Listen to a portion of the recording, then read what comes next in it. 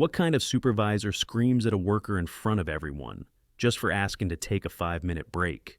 That question stuck in Jordan Langley's mind as he flipped through the anonymous employee review left on a job site the week before. It wasn't the first complaint about the graveyard shift at Store 5, one of the 7 call center locations he'd opened across the state, but it was the most specific and brutal. Jordan had built the company from nothing, starting in a single rented office space with 2 used desks and a second-hand coffee machine. It took him 8 years of hustle, sacrifice, and risking everything to grow it into what it was now.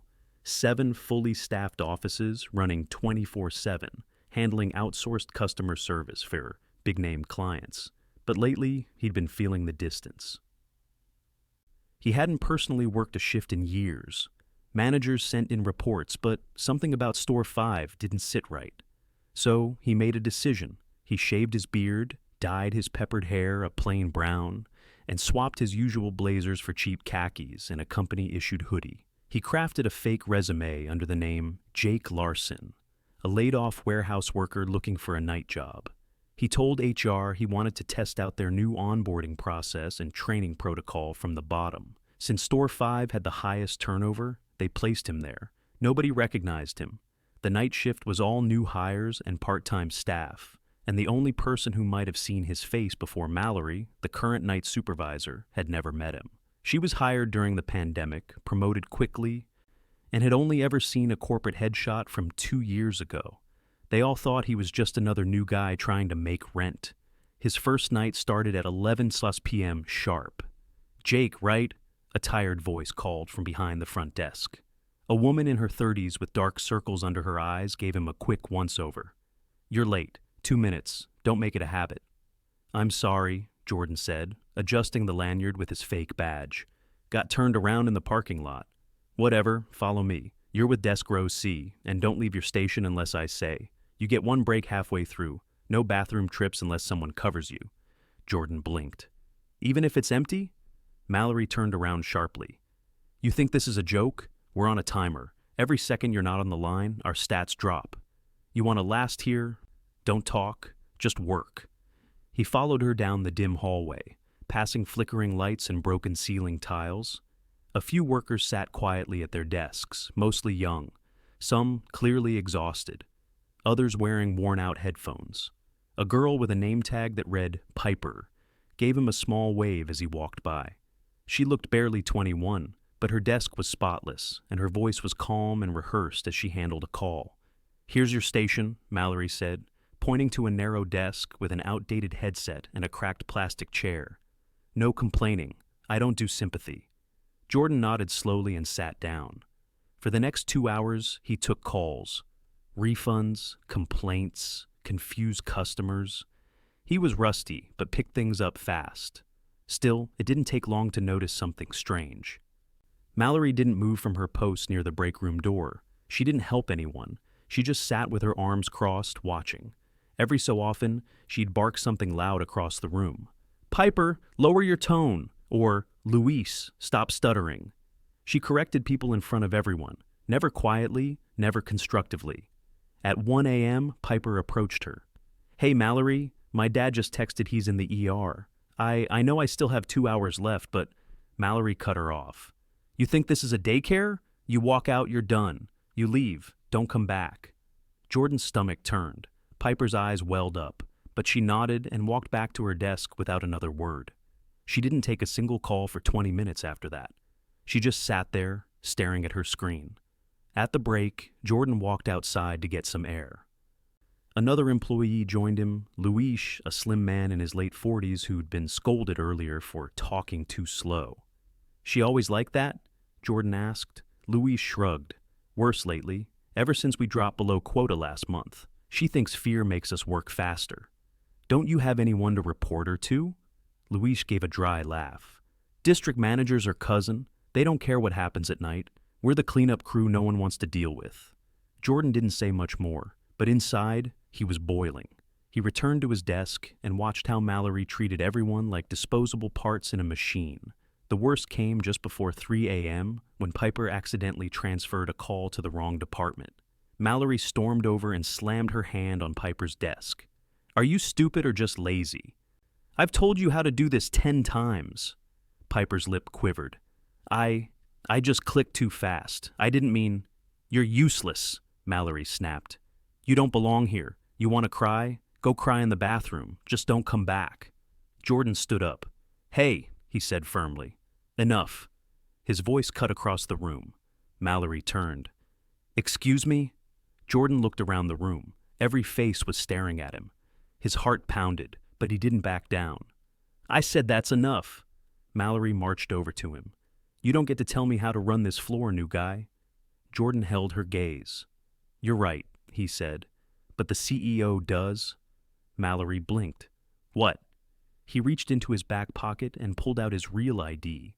The room fell silent. My name is Jordan Langley, he said. I own this company.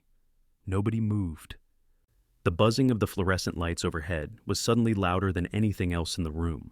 Piper sat frozen, her hands still on the keyboard. Luis's headset hung around his neck, forgotten. Mallory didn't speak. Her mouth opened slightly, then closed again.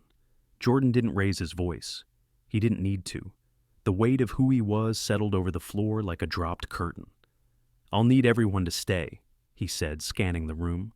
We're going to talk, but first, Mallory, step into the break room with me. She hesitated, still trying to read his face.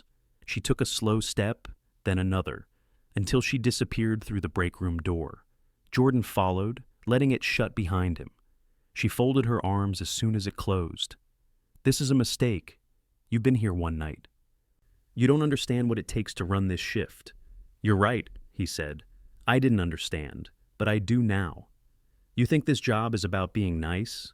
These people slack off the second you stop watching. You let one of them take advantage. They all do. I didn't see anyone slacking off tonight, he said. I saw people afraid to ask to use the bathroom.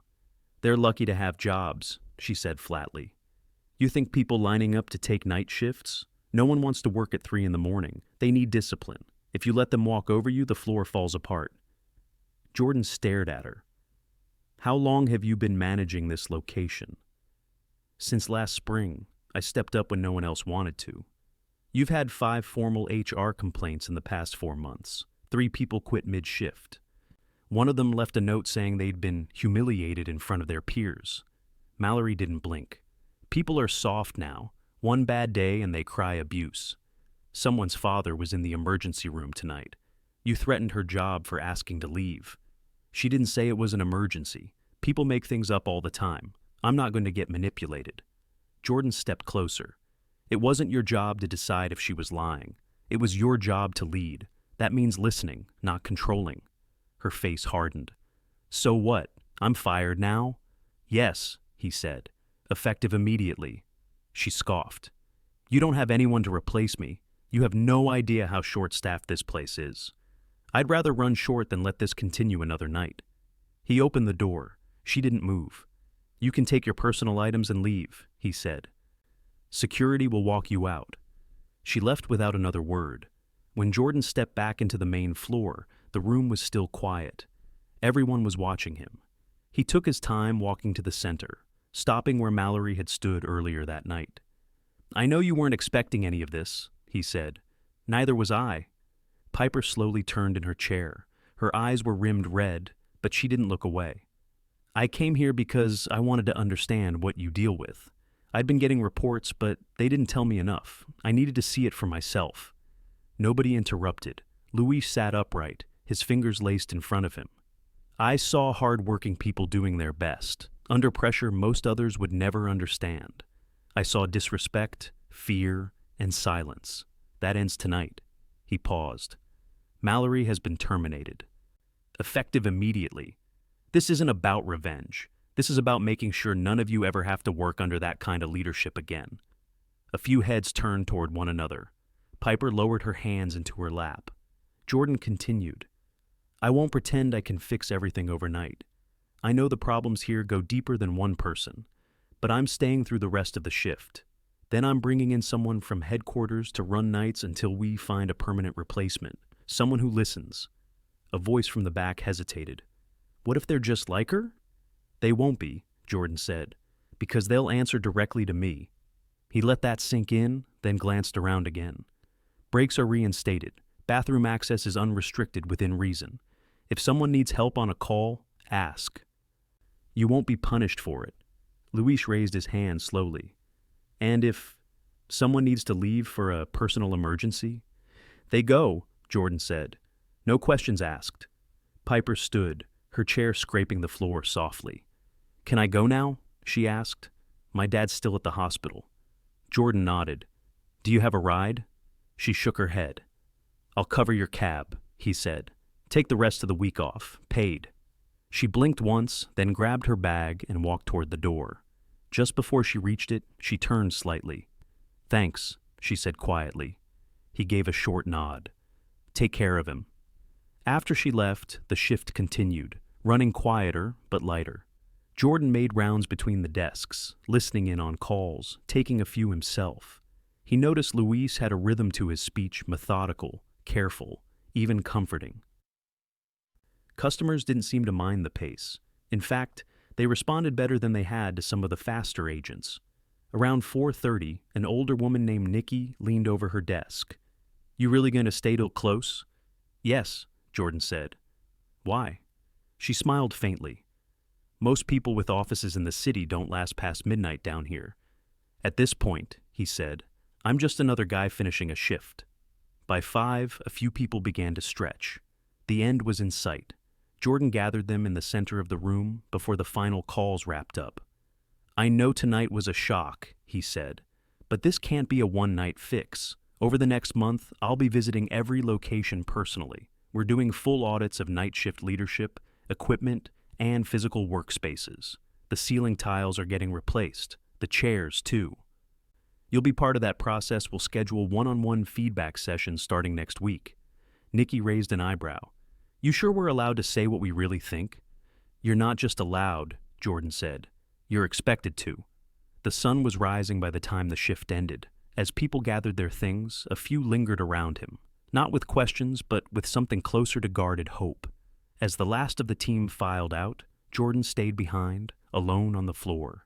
He looked at the worn desks, the tangled headset cords, the empty break room behind the glass. He hadn't just come to fire someone. He'd come to face what he'd stopped seeing. And now, he couldn't look away. Jordan sat alone in the back office of Store 5. The door cracked open just enough to hear the faint murmur of the early morning cleaning crew shuffling through the lobby with carts and mop buckets.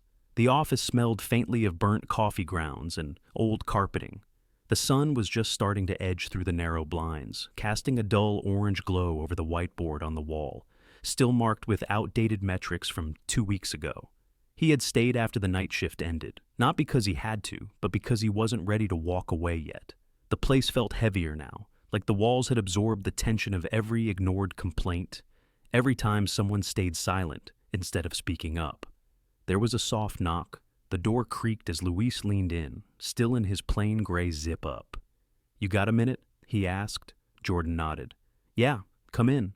Luis stepped inside, closing the door gently behind him. He sat down across from the desk without waiting to be offered a seat, like someone who'd finally decided he had nothing left to lose. I wasn't sure if you were serious, Luis said, folding his hands. About coming back. I'm serious, Jordan said. You've worked here how long? 2 years this month. Started part-time, moved to nights after my wife's hours got cut. We've been switching off watching the kids. Jordan leaned forward. You ever consider putting in for a lead position? Luis let out a slow breath. I used to, but after Mallory got promoted with 3 months' experience and we all knew she barely understood the call systems, I stopped bothering. Jordan nodded once. That's changing. I'll be honest with you, we're not even close to where we need to be. But I'm putting together a temporary task team. I want you on it. You'll help me draft the new night shift policies, real ones, from someone who's lived through them. Luis looked at him like he wanted to believe it, but couldn't quite. You sure you want input from a guy who's been told to talk faster his whole life? I'm sure, Jordan said. You've been showing up every night, doing the job right, and helping people who weren't getting help from anyone else. That's leadership, not volume. Luis nodded slowly. All right, I'm in. They shook hands. When Luis left, Jordan sat there for another few minutes, staring at the whiteboard. Then he pulled out his phone and made a call. "Hey, it's Jordan. I need payroll adjustments processed today for Store 5. Emergency override. Piper Hernandez. Paid leave, 3 days. Also, bring in someone from facilities. I want a walkthrough done by end of week. That ceiling tile in the hallway? Yeah, I want every single one checked." He hung up and stepped out into the hallway. The building was quiet again, but the stillness felt different now. Not neglected, just waiting. By the time he returned to headquarters that afternoon, the buzz had already started. Word had spread. Not just about Mallory's firing, but about Jordan working a full shift in disguise. A few department heads gave him cautious nods when he walked past. Others avoided eye contact. He didn't have time for speculation. He went straight to HR. Amanda, the HR director, looked up as he entered. Her desk was covered in printed employee evaluations and compliance forms. "I need a list," he said. "Every complaint filed from Store 5 in the last 6 months, unfiltered, no summaries." Amanda stood, pulling out a folder from the locked cabinet behind her. "I figured you'd ask." He flipped through the pages at her desk. Some were handwritten, some typed. Most had been marked resolved or no action required. He recognized the handwriting on 2 of them, one from Piper, another from someone named Jaya, who no longer worked there. "This one," he said, tapping a folded page dated 2 months earlier, "says the night supervisor mocked someone's accent during a team meeting. Why wasn't this investigated?" Amanda hesitated. "That was escalated to the district manager. He said it was a misunderstanding." "District manager's name?" "Carson Doyle." Jordan's jaw tightened. "Have legal pull his HR involvement record." "I want it on my desk tomorrow morning. If he buried this, he's gone." Amanda didn't argue. She just nodded. Jordan left the HR office and headed down to operations, where a small team managed performance analytics across all locations. He walked straight to the back, where Raj, the lead data analyst, was working behind 3 screens. "You got a minute?" Raj swiveled around. "Sure. What's up?" "I need a clean breakdown," Jordan said. "Night shift retention rates across all 7 stores, last 12 months. I want them side by side with performance stats, complaint volumes, and equipment repair logs." Raj blinked. "That's a lot of cross-referencing." "I'll wait." It took nearly an hour, but Raj pulled the data together. Jordan stood behind him, arms crossed, scanning the numbers. Store 5 had the highest call volume, but the lowest customer satisfaction score during night hours. It also had the highest turnover rate and the slowest average response time once equipment malfunctions were reported. "Send me this," Jordan said quietly, "and lock Store 5's system permissions. No one edits anything until I finish the audit." Raj nodded, already typing. By that evening, Jordan was back on the road. This time, to Store 2, a location that hadn't sent in a single complaint in over a year, which he now viewed as a red flag rather than proof of efficiency. He didn't go undercover this time.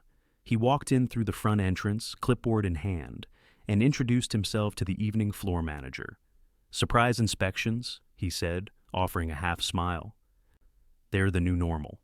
The next few days blurred into a pattern. He visited each location unannounced, talked to employees directly, skipped the formal meetings entirely. At Store 3, he found a manager who was quietly letting staff work double shifts without proper rest. At Store 6, he uncovered a broken air conditioning unit that had gone unfixed for 2 months despite multiple requests. At Store 1, he met a woman named Alina who had been training new hires unofficially because her actual supervisor didn't have time. She'd never been paid for the extra work. Each time, he implemented action immediate and visible. He didn't make speeches. He just showed up, listened, and corrected. 4 days after the night at Store 5, Jordan returned there, this time through the main entrance in broad daylight. The daytime staff looked surprised, but not panicked. He noticed the front desk had already been cleaned up, and a maintenance crew was setting up ladders near the hallway ceiling. Luis met him in the break room, holding a stack of printed notes. "We've been compiling shift feedback," he said. "I've got suggestions from 8 people. Most of them didn't want to write their names, but they were honest." Jordan took the stack. "Perfect. That's exactly what I need." Luis hesitated. "Piper's dad's out of the hospital. She called earlier, said she's coming back next week." Jordan nodded. "Good. She'll have a new supervisor by then. He walked back through the floor before leaving. This time, people looked up when he passed, but not with fear. A few nodded. One man gave a small wave. It wasn't gratitude or praise. It was something rarer, trust beginning to take root. Outside, the air was hot and dry. Jordan stood by his car for a moment before getting in, checking something on his phone. There was one final message from Amanda. The internal review on Carson Doyle had turned up 3 separate incidents of mishandling complaints across different locations. Each time, he had marked them as resolved without proper documentation. 2 involved similar patterns of abusive behavior, one of them almost identical to what had happened at Store 5. Jordan typed a quick response. Terminate immediately. Issue memo to all district-level staff. 0 tolerance for suppression of misconduct reports. Full transparency going forward. He hit send. As he started the engine, he didn't feel triumphant. He felt responsible. Not just for what had happened, but for what came next. He had thought he was disconnected from the front line. He'd been wrong. Now he was back, and he wasn't leaving it to chance again. The following Monday, Jordan returned to headquarters early. He'd barely slept, but he wasn't tired. He'd spent the weekend reviewing every staffing report, equipment log, and internal email thread tied to Store 5 and its surrounding region. For the first time in months, he didn't feel like he was reacting to problems he was getting ahead of them. By 7:30, he was in the 3rd floor conference room with a printed stack of policy revisions spread across the table. Amanda from HR walked in first, followed by Raj from operations. And finally, a woman in her early 40s with a quiet presence and an old badge from Store 2, clipped to her belt, Kendra Malone, the interim floor supervisor he'd chosen to lead Store 5's night shift. As they sat, Jordan tapped the top file. These proposals come straight from the floor, most of them handwritten, all anonymous. I want every one of them addressed. No edits, no softening the language. If someone said they felt disposable, we print it that way. Kendra opened the folder. Some of this is going to rattle the district managers. They're used to handling things quietly. Good, Jordan said. Let them rattle. Silence is what got us here. Amanda skimmed a page. You're going to get pushback on the shift cap policy. Cutting night shifts from 9 to 8 hours means we'll need more personnel. We'll phase it, site by site, starting with Store 5. Raj leaned forward. That still leaves a gap. You don't have the headcount. I know, Jordan said. That's why we're reopening the hiring pool, but this time, we're not outsourcing recruitment. We're building a full in-house screening team. Skills not enough. We're screening for leadership temperament too. Kendra nodded. What about training? Most of these issues stem from supervisors being dropped into roles without prep. I've already started drafting a new supervisor certification process, Jordan said. No one gets a leadership role without it. Period. The meeting lasted over an hour. When it ended, Jordan didn't go back to his office. He drove straight to Store 5. He'd promised the team he'd return, and he meant to keep that promise. The building looked different in the morning. Cleaner. The maintenance crew had replaced the worst of the ceiling panels, and temporary lights had been installed where fixtures had flickered out. The front desk had a fresh set of shift schedules pinned to the corkboard. Luis's name was listed as Team Specialist, a new title Jordan had created to formalize peer mentorship without stacking another manager on top. Kendra was already inside, speaking softly with the afternoon shift lead. She waved him over. Everyone's sticking close to the handbook today, she said. I've had 3 people ask for clarification on the same break protocol. First time I've seen that kind of caution. They're waiting to see if this change is real, Jordan said. Let them. He stepped into the main floor. The overhead lights were still harsh, the desks still cramped, but the atmosphere had shifted. Staff moved with less tension, eyes no longer fixed to the floor. Jordan spotted Alina from Store 1, walking toward the break room with a small box in her hands. I thought you were on the day shift, he said. I was, she said. Kendra asked if I'd help onboard the new hires coming in tonight. Said she needed someone who'd earn the team's trust. He gestured to the box. What's in there? Fresh headsets, she said. 4 of the ones out there are being held together with tape. I figured we'd start with the obvious. That night, the first new hires arrived. 4 of them new college students, 1 single mother, and a man who'd recently left the warehouse industry after a back injury. Kendra led the orientation while Jordan sat in, listening without speaking. She walked them through the call system, the support ticket software, and most importantly, the chain of support. If you need help, she said, you don't wait, you ask. No one's keeping score. No one's timing your questions. The younger of the two students raised a hand. What happens if we need to leave early, like, for an emergency? Kendra looked him in the eye. Then you leave. We'll figure out the rest. Jordan watched their expressions shift, some cautious, some skeptical, but none indifferent. After the orientation, he stepped into the break room with Kendra.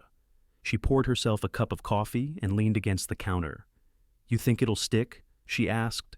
It has to, Jordan said, because the alternative is going back. She stared down at her cup. A lot of people are still waiting for the catch. There isn't one, he said. But they've earned the right to be suspicious. He stayed for another few hours, answering questions, observing, and quietly taking notes. Around 1 a.m, he saw Piper arrive, her badge clipped to a new lanyard. She looked thinner than before, but steady. She didn't hesitate as she walked through the floor. Luis greeted her near the back row. Jordan approached but kept his distance. Piper looked up. They said you'd be back. I said I would, Jordan replied. She gave a small nod. My dad's doing better. I'm glad, Jordan said. You weren't supposed to be back until Wednesday. I didn't want to wait, she said. Not if things were actually changing. Jordan glanced around the room. What do you think? I think people are talking more, she said. That didn't used to happen. He nodded. You ever think about training new hires? She hesitated, then smiled faintly. Only if it comes with a better chair. He laughed. I'll see what I can do. By the end of the week, Store 5 had stabilized. It wasn't perfect, far from it. There were still scheduling gaps, still outdated systems, still tension around performance metrics.